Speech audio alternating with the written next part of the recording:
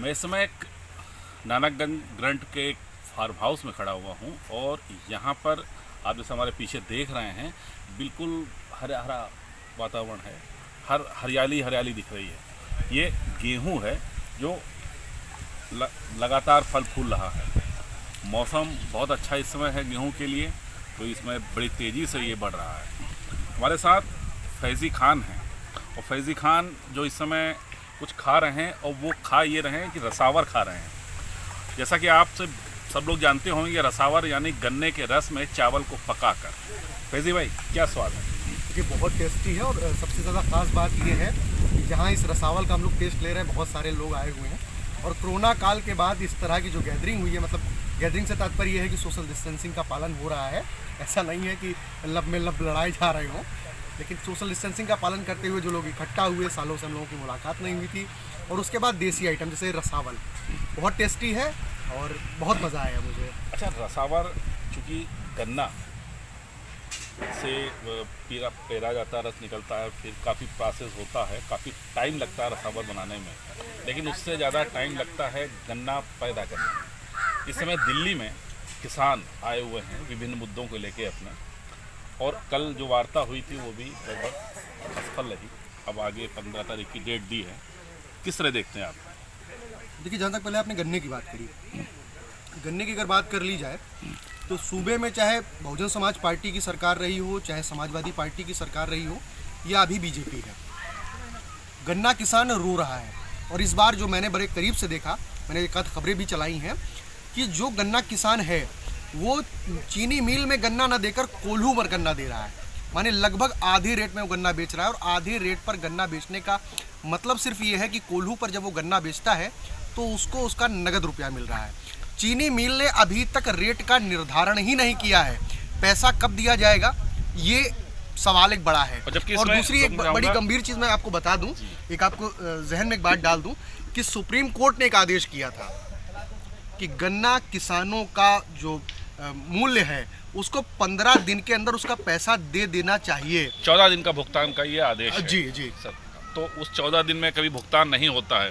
14 दिन बाद जो उनको ब्याज देना चाहिए गन्ना किसानों को, वो भी नहीं मिलता है।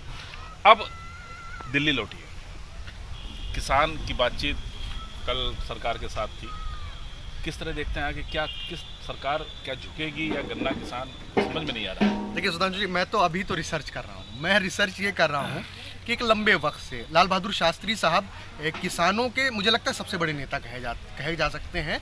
और इस देश में उनका नाम बड़े अदब से लिया जाता है, क्योंकि जय जवान जय किसान जैसा नारा देना या किसानों के लिए फिक्रमंद होना, ये कोई शास्त्री साहब से सीखे। उनके ज़माने से या और तमाम सरकारें आई, किसानों को लेकर बेहद चिंतित रहीं। लेकिन किसान का जो दर्द है, किसान की जो तकलीफ़ें हैं, मैं उस समय नहीं था 1947 में जब हमारा देश आज़ाद हुआ था, लेकिन मैंने किताबों में पढ़ा है। शायद वो तकलीफ़ें, वो दर्द, उनसे आज भी वो जूझ रहे हैं। उनको उनका पैसा, वो नहीं कह रहे हैं कि पैसा बढ़ा दीजिए, उनका समय से ही पैसा दे दीजिए। एक समय खाद्यान्न की जब कमी थी तो प्रधानमंत्री चौधरी चरण सिंह ने हरित क्रांति की आह्वान किया था, और पंजाब और हरियाणा ऐसे स्टेट थे ये जहाँ पर बहुत ज़्यादा अनाज जैसे गेहूँ, धान और ये उगाते थे और ये सरकारी भंडारण में जाता था। उत्तर प्रदेश भी हालांकि खूब पैदावार करता है, लेकिन यहाँ पर जो काश्तकार हैं वो बहुत ज़्यादा बड़े नहीं हैं, मतलब बड़े भी हैं लेकिन छोटो जो मझोले होते हैं उनकी संख्या ज़्यादा है। लेकिन पंजाब हरियाणा में व्यवस्था अलग है, उनकी मंडी की व्यवस्था अलग है, उनको जो MSP मिलती है उसकी व्यवस्था भी अलग है। हम लोग यहाँ सरकारी क्रय केंद्र में जाते हैं, एक लगा होता है, 2 लगे होते हैं, वहाँ पर पूरी मंडी है, वहाँ आराम से किसान जाता है और अपने उपज का मूल्य लेके चला आता है। ठंड बहुत है, यहाँ पर भी बहुत ठंड है, आप समझ सकते हैं। दिल्ली में बारिश भी हुई है, घंघोर बारिश हुई है।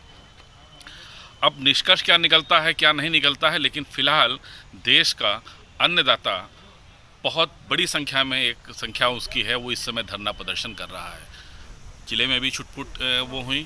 अब सरकार देखिए, सरकार ने का भी कहना है कि हमने आज़ादी के बाद कोई ऐसा कानून हमने बनाया है जिसमें किसान को फ़ायदा होगा, लेकिन कहीं ना कहीं दोनों समझ नहीं पा रहे हैं, या सरकार समझा नहीं पा रही है, या किसान समझ नहीं पा रहे हैं, हो कुछ भी। लेकिन फ़िलहाल ये बड़ा कष्टनीय है कि इतनी ठंड में, क्योंकि वहाँ 60 से ज़्यादा लोग मर भी चुके हैं किसान। मुझे तो किस्सा याद आता है, राहुल गांधी जो कांग्रेस के पूर्व अध्यक्ष कह लीजिए या होने वाले अध्यक्ष कह लीजिए, राहुल गांधी ने मंच से एक बयान दिया था कि आलू डालो चिप्स निकलता है, एक इस तरह की फैक्ट्री लगाएंगे। वो बहुत ट्रोल हुए। वो हिंदुस्तान की राजनीति में राहुल गांधी को बहुत ट्रोल किया गया कि उन्हें किसानी की कोई जानकारी नहीं, और ट्रोल करने वाले लोग सत्ता में हैं। क्या वजह है? अगर उन्हें किसानी की जानकारी है, किसान उनसे खफा है, जो किसानों के हित को लेकर वो बिल लाए हैं वही किसान आज सड़कों पर बैठे हैं। क्या वजह है कि उनकी जो हितकारी योजनाएं हैं उसको वो नहीं लेना चाहते? ये हित इस बिल से किसानों का है या सरकार का है?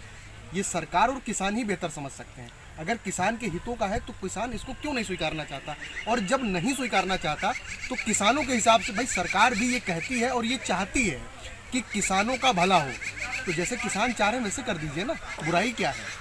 तो अब खैर ये अब सुप्रीम कोर्ट में भी एक पक्ष है, वहाँ पर सुप्रीम कोर्ट भी 11 तारीख को इसका अपना कुछ फैसला सुनाएगा इस संबंध में। लेकिन कुल मिला के स्थितियाँ बहुत ख़राब हैं और किसान वहाँ बैठे हुए हैं, बहुत कष्ट में बैठे हुए हैं। तो जैसा भी हो, इस जो समस्या का हल तुरंत होना चाहिए, जिसमें कि किसान भाई भी अपने घर जाएं और सरकार भी निश्चिंत हो जाए। और दिल्ली की जनता भी बहुत परेशान है वहाँ पर, चूँकि उनका आवागमन बहुत से जगह है बंद है, तो तनाव का माहौल भी है। तो ऐसे में कुछ ना कुछ निस्तारण इसका होना चाहिए।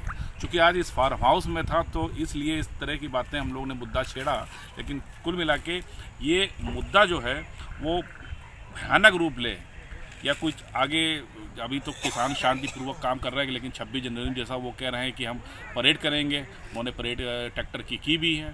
तो कुल मिला के स्थितियाँ इस खराब हों उससे पहले इस मामले को सुलझाया जाना बहुत जरूरी है।